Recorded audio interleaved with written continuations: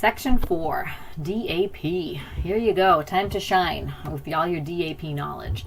So you might be able to go back and look at your journals that you've written, your research project that you did for DAP, and you might be able to pull some of that research that you've already had written and read for this section. So that's a bonus here. So the first thing you're going to discuss is what is developmentally appropriate practice, and then you're going to discuss what are the characteristics of high quality interactions and why are relationships and high quality interactions important for the development and learning of young children. Then you're going to discuss what should educators consider when selecting the strategies, the tools, and the materials for young children. So we've talked about those 3 guiding principles for DAP. So how does that reflect and connect to picking strategies? How should I teach phonemic awareness? How should I teach one-to-one correspondence?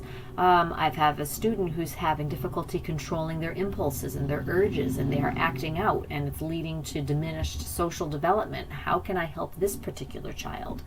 When we're thinking about the strategies, tools, and materials for young children, what are some things that a teacher should consider, particularly if they're going to do things in a developmentally appropriate way?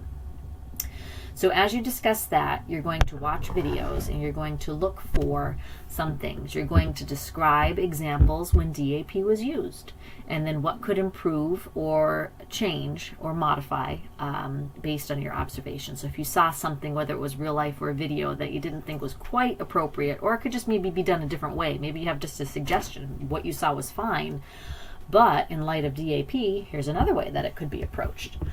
So remember, you want to make sure that you are discussing all 10 different settings throughout this paper.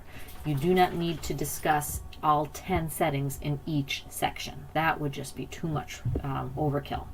So maybe now you would like to discuss, maybe you did a private preschool where you work, or whether you saw one on the videos, and maybe you would compare it to another program that you haven't observed yet, and that would be fine.